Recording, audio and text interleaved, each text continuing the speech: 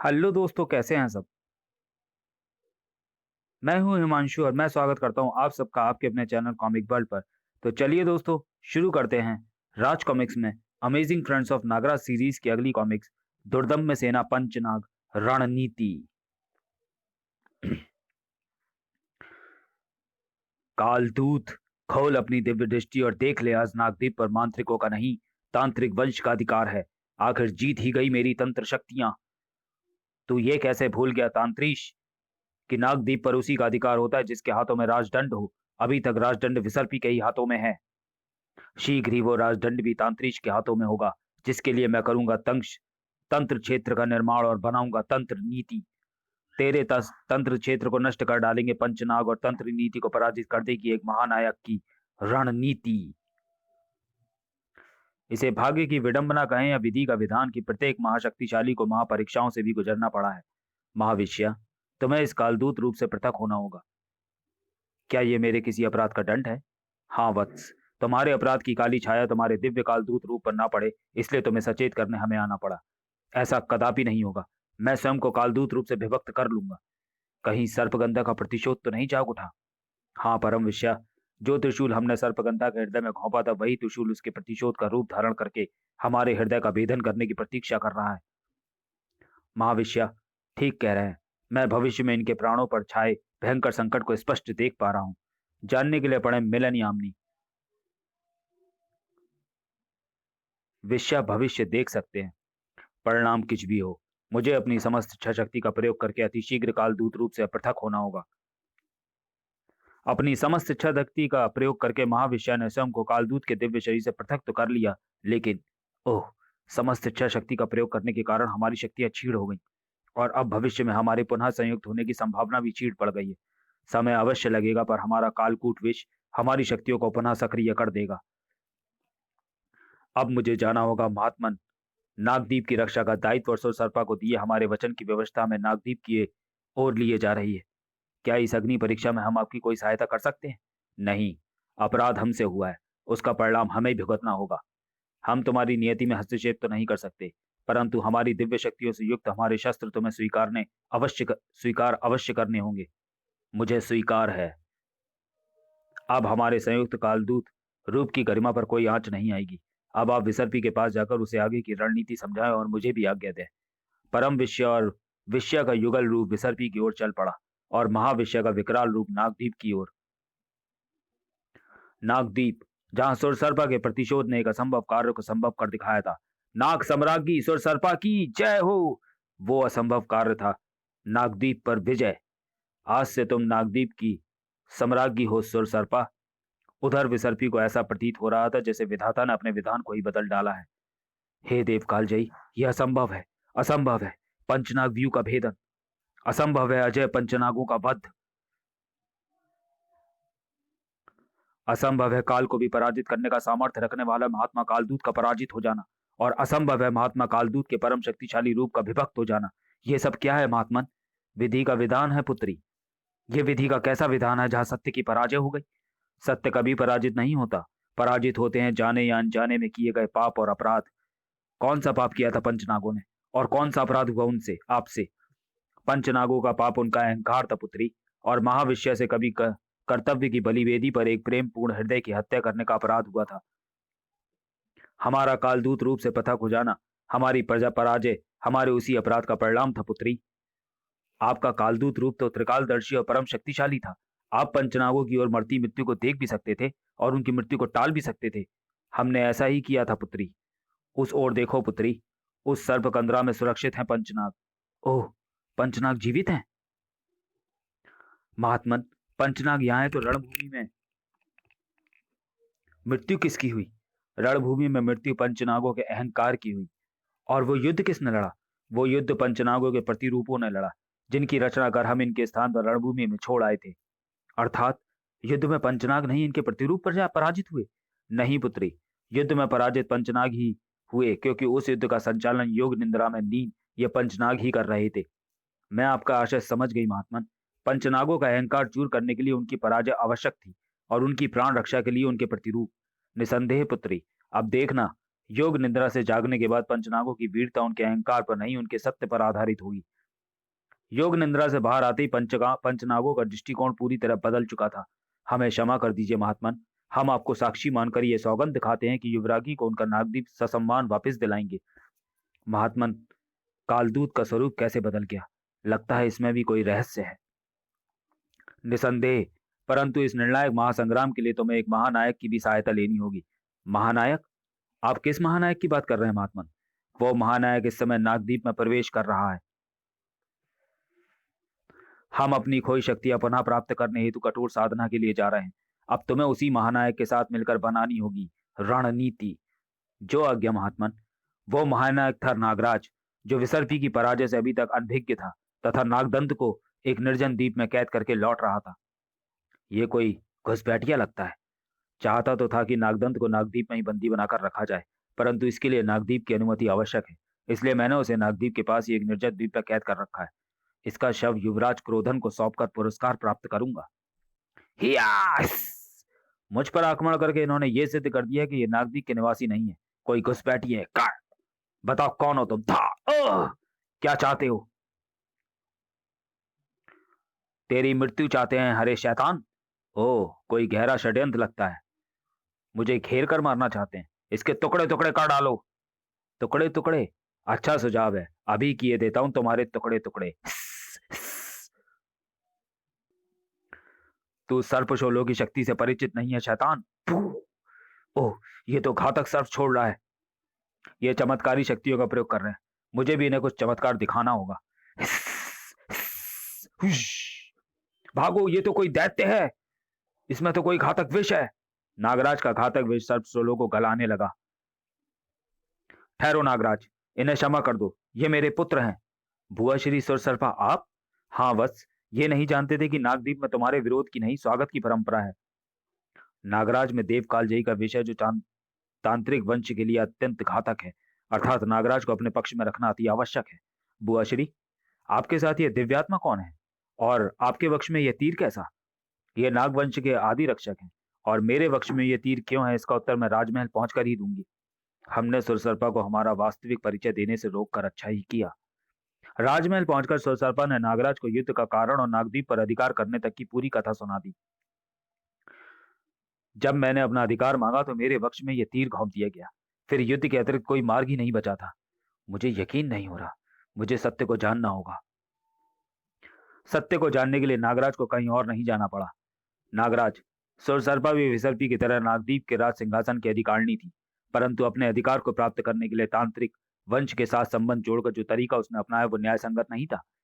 आप ये सब कैसे जानते हैं मान्यवर? मेरा अस्तित्व नागदीप के सिंहासन से जुड़ा हुआ है, इसलिए।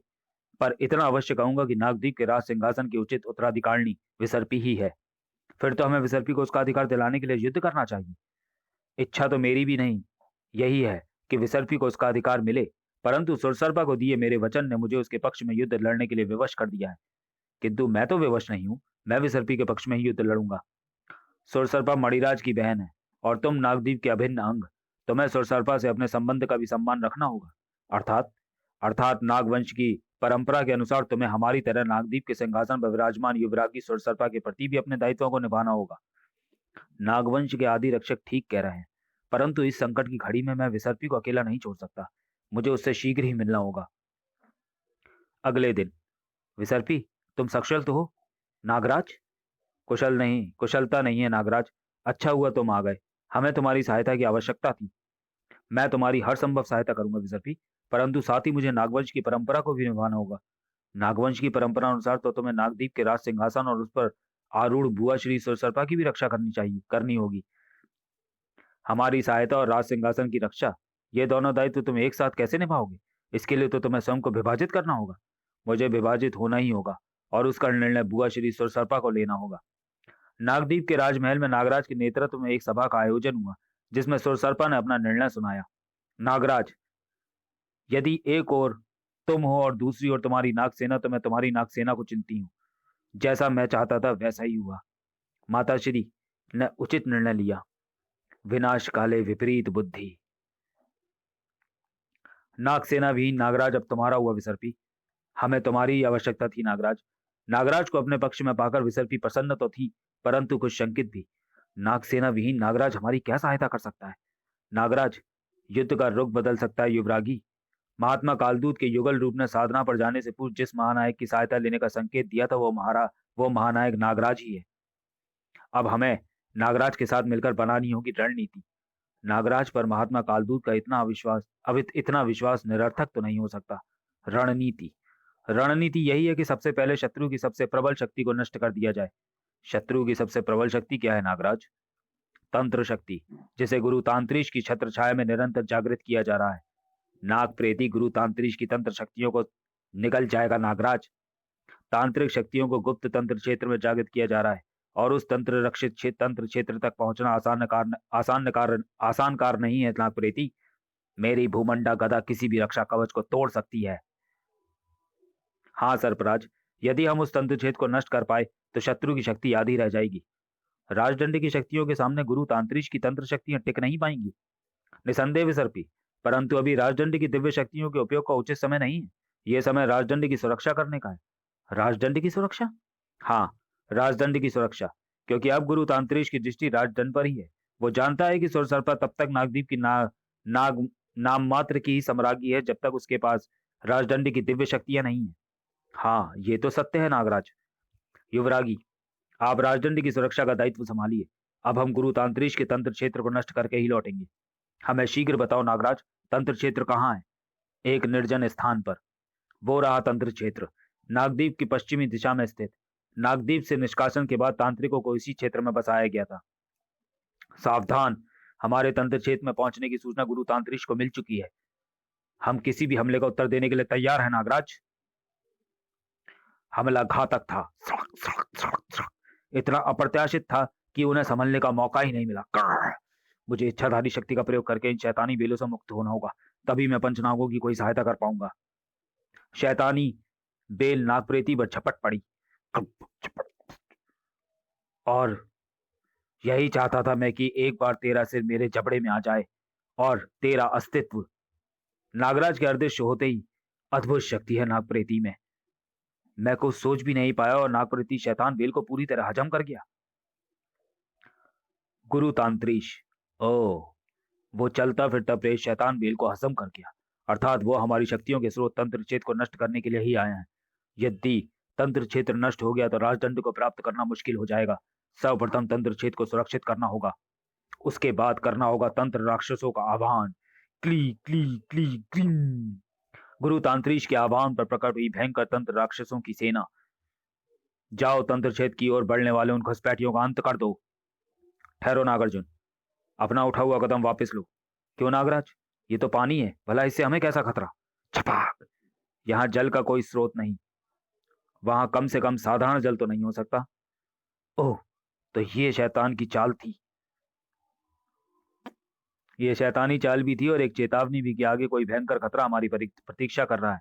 नागराज ने ठीक ही कहा था। हमला अप्रत्याशित और तीव्र था। तेरी ये मशाल, तूने सिंहनाग का मांस नोचा। आओ शैतानों, नाग प्रीति का शिकंजा तुम्हारी प्रतीक्षा कर रहा है। जकड़े गए ना मेरे शिकंजे में, चलो अब समा जाओ मेरे पेट में। ओह, रक्त पीने वाले चमगादड़ों की सेना, इनकी संख्या तो हजारों में होगी। होती रहे। ची ची ची ची ची ची ची, पर ये मेरी दाढ़ी के बालों से अधिक नहीं होंगे। नागार्जुन, इन शैतानों से तो ये चारों ही निपट लेंगे। हमारा लक्ष्य तंत्र क्षेत्र को नष्ट करना है, हमें वहां चलना चाहिए। तुम ठीक कहते हो नागराज, चलो तंत्र क्षेत्र की ओर। ओह, कोई अदृश्य शक्ति तंत्र क्षेत्र की रक्षा कर रही है। कुछ भी हो, तंत्र क्षेत्र में प्रवेश करना ही होगा। मेरे बाण बनाएंगे तंत्र क्षेत्र में प्रवेश करने का मार्ग। साय साय साय, कर कर। ओह, ये भयंकर मूर्तियां, ये तंत्र मूर्तियां नागार्जुन, जिनकी जितनी जल्दी हो सके इन्हें नष्ट कर डालो। थर थर खचाक बड़ा। ओह, ये मूर्तियां तो सजीव होने लगी। निर्जीव हो या सजीव, मेरे बाणों को इससे कोई फर्क नहीं पड़ता। तुम तंत्र क्षेत्र को नष्ट करने में सफल हुए नागार्जुन? नहीं, हमारी रणनीति सफल हुई। तंत्र क्षेत्र को नष्ट करके प्रसन्न मत हो नागार्जुन। तंत्र सम्राट तांत्रिक से सैकड़ों तंत्र क्षेत्रों का निर्माण कर सकता है। अपनी प्राण रक्षा चाहते हो तो विसर्पी से जाकर कहो कि वो राजदंड मेरे हवाले कर दी। राजदंड नहीं तो तुझे मृत्यु मिलेगी तांत्रिश। अब नागार्जुन तुझे और तेरी तंत्र शक्तियों को और अवसर नहीं देगा। तांत्रिश को अपने बाणों का भय दिखाता है। चला, जितने भी तीर हो तेरे तरकश में, तेरे सारे तीर समाप्त हो जाएंगे पर मेरे मिथुन रूप का अंत नहीं कर पाएगा। केवल दो, तेरे 100 रूप भी होते तो नागार्जुन उन्हें समाप्त कर डालता। खच हा हा हा हा हा, खच हा हा हा हा हा। तेरे बाण तो मेरे मिथुन रूप का कुछ नहीं बिगाड़ पाए। अब मेरे इन तंत्रशूलों की शक्ति को देख, जो संसार की किसी भी शक्ति को नष्ट करने की क्षमता रखते हैं। गुरु तांत्रिक सच कह रहा है। यह तंत्रशूल संसार की किसी भी शक्ति को नष्ट कर सकते हैं। कुछ समझे नागार्जुन? साय। मैं तुम्हारा संकेत समझ गया नागराज। अब यही तंत्रशूल मेरे बाणों द्वारा अपना लक्ष्य बदलकर साय साय क्लक क्लक गुरु तांत्रिक के मिथुन रूप को जरूर नष्ट कर डालेंगे। Fuck fuck Sai Sai. अपने ही तंत्र शूलों से बचने के लिए गुरु तांत्रिक नागरूप में आया पर बच न सका। महात्मा कालदूत पंचनागों को जिस उद्देश्य के लिए नागदीप में लाए थे, अब वो उद्देश्य पूर्ण होता नजर आ रहा था। युवरागी, हमने तंत्र छेद को नष्ट करके राजदंड को प्राप्त करने की तांत्रिक की तंत्र नीति को नष्ट कर डाला है। अब शीघ्र ही नागदीप पर आपका अधिकार होगा। आखिर तांत्रिक की तंत्र नीति को नागराज की रणनीति ने नष्ट कर ही डाला। महात्मा कालदूत ने जो संकेत दिया था वो सत्य निकला। सत्य। मौत को कौन मार सकता है? मौत ही सबको मारती है और मारेगी भी। समाप्त। तो चलिए दोस्तों, वीडियो को यही समाप्त करते हैं और मिलते हैं amazing friends of Nagraj series की अगली कॉमिक्स अमर योद्धा कालदूत की युगल सृष्टि में। तब तक के लिए धन्यवाद।